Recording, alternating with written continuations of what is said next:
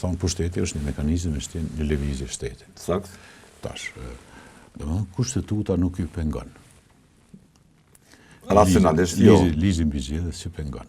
Jo. Aktet normativ nuk ju pengon, absolutisht. Unë e kom cekë disa herë, ju pengon aktet njerëzore, normat njerëzore, që ka herë jenë shumë më të fuqishme se këto. Ju pengon fryma, dështë ata quaj, s'po di si me quaj, mbrapabetëria ose mungesa kulturës politike e tjera tjera. Unë e kam cekë, edhe sad e cekë, ne duhet me marrë një hap. Që është? Të mirë. Për shembull, zgjedhjet në Kosovë janë zgjedhje më të mira në rajon. Ne kemi prioritet. A di pse? Se janë demokratike, nuk kemi probleme edhe pranohen si tilla. Në rajon jemi më të mirë, bën edhe një hap në qeveri. Cilin hap? Hapin gjerman. Jo po si jem gjerman, aty po thoi njerëz si jem gjerman, po bonë marrë gjerman, edhe tash ta duhet më ulë dhe me diskutu. Opcionet janë të hapura. Kushtetuta ja mundson. S'kan asnjë pengesë, absolutisht.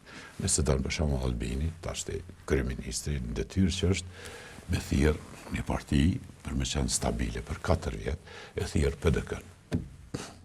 Të dytën e thirr, edhe ka prioritet, edhe bëhen mjaft. Plus minoriteti i ki detyrim kushtetues, bëhen 80. Me 80 zgjedhë presidentin. Zgjedhjet shkojnë për 4 vjet. Ka alternativa tjera. Të lutem?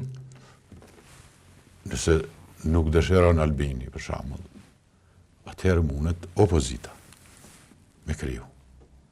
Ka mundësi, numra ka, për mua është, e kom cekë disa herë për përsërisat të ti, vetëvendosje PDK edhe minoritetet.